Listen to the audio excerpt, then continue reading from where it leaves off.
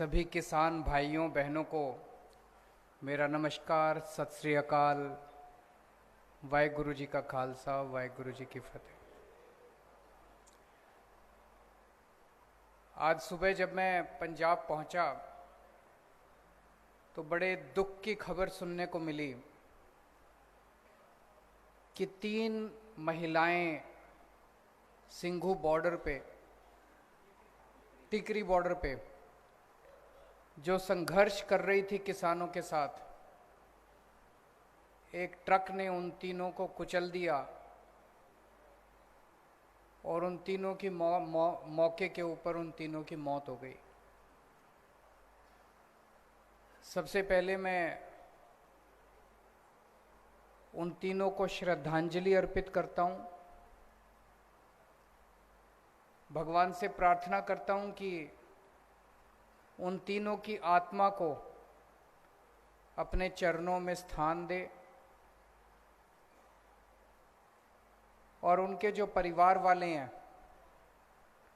उनको इतना बड़ा दुख सहने की शक्ति दे।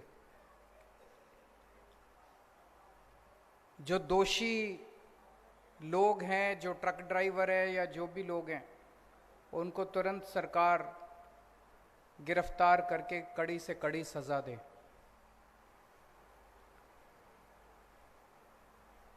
पूरे देश में कहीं से भी अगर खबर आती है कि किसान ने खुदकुशी कर ली तो बहुत तकलीफ होती है, सबको तकलीफ होती है, आम लोगों को तकलीफ होती है, जनता को तकलीफ होती है। कोई सुनता है, आप लोग भी जब सुनते हो, चाहे पंजाब हो, चाहे हरियाणा हो, चाहे महाराष्ट्र हो, चाहे मध्य प्रदेश हो, कहीं अगर कोई किसान, गरीब किसान आत्महत्या करता है तो बड़ी तकलीफ होती है। आज अगर आजादी के 70 साल के बाद भी हमारे देश में किसानों को खुदकुशी करनी पड़ रही है तो ये शर्म की बात है। लेकिन दुख की बात ज्यादा यह है कि तकलीफ मेरे को होती है, तकलीफ आपको होती है, इन नेताओं को तकलीफ नहीं होती, इन पार्टियों को तकलीफ नहीं होती। जितने मर्जी किसान मर जाएं, जितने मर्जी किसान खुदकुशी कर लें, 1 साल से मुझे लगता है दुनिया का सबसे बड़ा धरना चल रहा है अभी सिंघू बॉर्डर और टिकरी बॉर्डर के ऊपर। दुनिया के इतिहास का सबसे बड़ा धरना चल रहा है। 1 साल से 11 महीने से ऊपर हो गए, 11 महीने से ऊपर वहां पे बैठे हैं। 600 से ज्यादा किसान अपनी शहादत दे चुके हैं, लेकिन इन पार्टियों और इन नेताओं के इनको कोई फर्क नहीं पड़ता।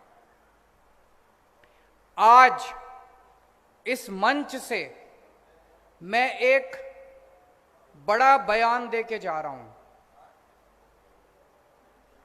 हो सकता है आपको यह लगे केजरीवाल बड़ी बात कर रहा है, ऐसे नहीं हो सकता, लेकिन केजरीवाल जो कहता है वो करता है। मैं बड़ा सोच समझ के बोलता हूं।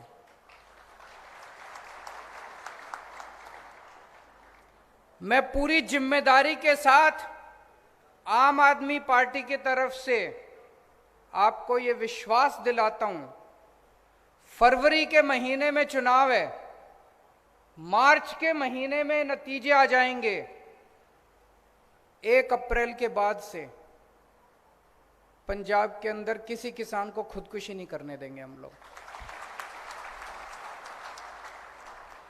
हमारी जिम्मेदारी है, उसके लिए जो करना पड़ेगा हम करेंगे। लेकिन बहुत हो गया, अब 70 साल हो गए। 70 साल के अंदर अगर हम ये, इसका मतलब इनकी नीयत खराब थी। ऐसा नहीं कि ये हो नहीं सकता, इनकी नीयत खराब थी। पहले कहते थे स्कूल ठीक नहीं हो सकते, सरकारी स्कूल, दिल्ली में करके दिखा दिए। पहले कहते थे सरकारी अस्पताल ठीक नहीं हो सकते थे, दिल्ली में करके दिखा दिया। मैंने दिल्ली में जब पहला चुनाव लड़ा, मैंने कहा मैं बिजली फ्री कर दूंगा, मेरा मजाक उड़ाते थे ये सारे पार्टी वाले। दिल्ली में करके दिखाई कि नहीं दिखाई? आज मैं आपको वादा करके जा रहा हूं, 1 अप्रैल के बाद से पंजाब के अंदर कोई किसान खुदकुशी नहीं करेगा। किसी किसान को हम खुदकुशी नहीं करने देंगे। अभी थोड़े दिन मैंने पढ़ा मैं पंजाब की खेती के बारे में हम सब लोग मिलके पूरी प्लानिंग कर रहे हैं, बहुत बड़ी प्लानिंग है।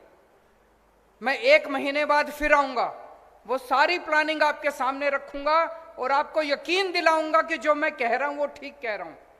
लेकिन आज मैं अचानक इसलिए आया हूं क्योंकि मैंने अखबारों में पढ़ा कि पंजाब के अंदर भी जैसे दिल्ली में बेमौसम बारिश की वजह से फसलें बर्बाद हो गई, पंजाब के अंदर भी बेमौसम बारिश की वजह से फसलें बर्बाद हो गई। पंजाब के अंदर भी गुलाबी सुंडी की वजह से फसलें बर्बाद हो गई और उसके ऊपर कोई कार्रवाई नहीं कर रही सरकार, ऐसा मैंने अखबारों में पढ़ा। इसलिए मैं उस मुद्दे के लिए आज यहां पे आया हूं। फिर अखबार मैं चन्नी साहब को, कई लोग मेरे को आते हैं, मेरे को कहते हैं चन्नी साहब आजकल आम आदमी की नकल कर रहे हैं। मैं चन्नी साहब को कहना चाहता हूं, चन्नी साहब आम आदमी की नकल करना बड़ा आसान है, अमल करना बड़ा मुश्किल है। वादे करने बड़े आसान हैं, वादे निभाने बड़े मुश्किल हैं। हम आम आदमी पार्टी वाले जो वादे करते हैं वो वादे पूरे भी करते हैं। तो मैं चन्नी साहब से अपील, और फिर मैं पंजाब की जनता को भी कहना चाहता हूं कि भाई जब ओरिजिनल आपके सामने खड़ा है तो फिर डुप्लीकेट को वोट देने से क्या फायदा।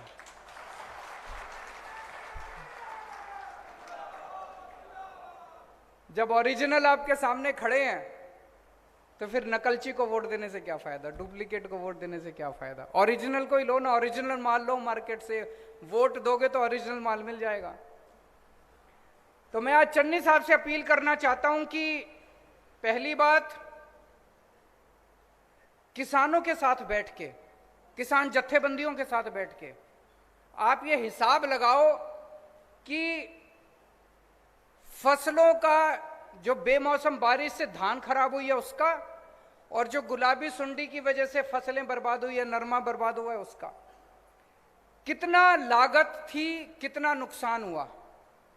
जितनी लागत थी कम से कम उतना तो भरपाई करो। ये 8,000 रुपए कहां से आ गया? 8,000 रुपए से तो किसी ने अभी बोला कि 40,000 रुपए दिए 5 एकड़ के, वो भी 37,000 काट कुट के दिए। 37,000 में हमारा क्या होगा? 37,000 में तो घर का खर्चा भी नहीं निकलेगा। तो जितनी लागत थी कम से कम उतनी लागत तो किसानों को दो। दिल्ली में हम दे रहे हैं। दिल्ली में 2015 में मेरी सरकार बनी, फरवरी के महीने में। अप्रैल के महीने में मेरे पास किसान आए, बोले जी हमारी फसल बर्बाद हो गई। मैं किसानों के साथ उनके गांव में गया, गांव के अंदर ही मीटिंग बुलाई सारे किसानों की। वहीं पे उन्होंने मेरे को सारी कैलकुलेशन करके दी। कैलकुलेशन करके उन्होंने बताया जी 18,000 रुपए एकड़ के हिसाब से हमारा नुकसान हुआ है। वहीं पे उसी गांव के अंदर अफसरों को हमने ऑर्डर करा, 20,000 रुपए एकड़ के हिसाब से हमने ऐलान कर दिया, और 3 महीने के अंदर, ऐसा नहीं कि ज्यादा, 3 महीने के अंदर सबके अकाउंट के अंदर पैसा चला गया। उसके बाद से लेके हमने पॉलिसी बना दी, तब से लेके आज तक जितनी बार पिछले 7 साल के अंदर दिल्ली के अंदर किसानों की फसलें बर्बाद हुई है, हमने 20,000 रुपए एकड़ के हिसाब से उनको मुआवजा दिया है। तो मैं चन्नी साहब से कहना चाहता हूं, अपील करना चाहता हूं कि आप भी जितना बर्बाद जो फसल की लागत है उस लागत को कम से कम आप इनको दो। और मैं पंजाब के किसानों को कहना चाहता हूं कि अगर चन्नी साहब आपको आपकी लागत नहीं देते, मेरी आपसे हाथ जोड़ के विनती है, खुदकुशी मत करो, खुदकुशी मत करो। बड़ी तकलीफ होती है, हमें भी तकलीफ होती है, हमें अपना बेटा मान लो, छोटा भाई मान लो अपना। खुदकुशी मत करो। मैं समझता हूं, मेरे को किसान बताते हैं अगर हम फसल ना लगाएं, बोले तब भी चल जाता है, लेकिन अगर पैसा खर्च करके, खाद खरीद के, बीज खरीद के अगर हम फसल लगाएं, पैसा उठा के फसल लगाएं और फसल बर्बाद हो जाए, बोला फिर तो हम कहीं के नहीं बचते, हमको पैसा वापस करना पड़ता है, पैसा वापस करने को होता नहीं है, तो हम कहीं के नहीं बचते, इसलिए आत्महत्या करने को मजबूर हो जाता है किसान। मैं आप सबसे अपील करना चाहता हूं, सारे पंजाब के किसानों से अपील करना चाहता हूं, आत्महत्या मत करना। मार्च में सरकार बनेगी, अगर चन्नी साहब ने पूरा मुआवजा नहीं दिया, 30 अप्रैल तारीख नोट कर लो, 30 अप्रैल तक आपके अकाउंट के अंदर आपका पूरा मुआवजा चला जाएगा।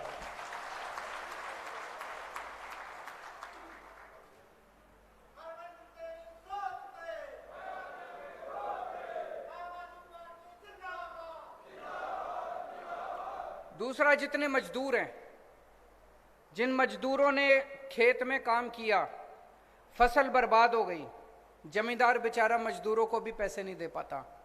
मैं उन मजदूरों को भी कहना चाहता हूं कि आप भी चिंता मत करो, आपको भी उचित मुआवजा। कितना मुआवजा देंगे?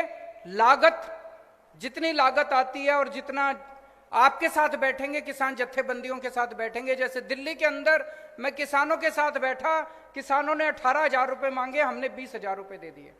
यहां पे कितनी लागत आती है? आपके साथ बैठेंगे, मार्च के महीने में बैठेंगे, जितनी लागत आपकी है, इन दोनों बेमौसम बारिश की वजह से और गुलाबी सुंडी की वजह से जितनी भी फसल आपकी बर्बाद हुई है, उसका मुआवजा हम आपको 30 अप्रैल तक दे देंगे।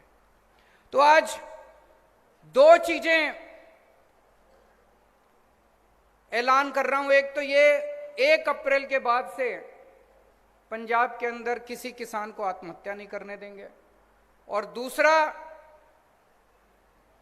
जितना आपकी लागत आती है, अगर कभी भी भविष्य के अंदर फसल बर्बाद होती है, आम आदमी पार्टी की सरकार बनने के बाद अगर कभी भी फसल बर्बाद होती है, जो लागत है उस लागत के हिसाब से आपको उचित मुआवजा दिया जाएगा।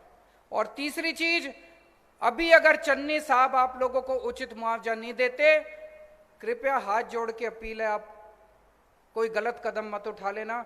30 अप्रैल तक आपके अकाउंट के अंदर हम मुआवजा आपके अकाउंट के अंदर डलवा देंगे।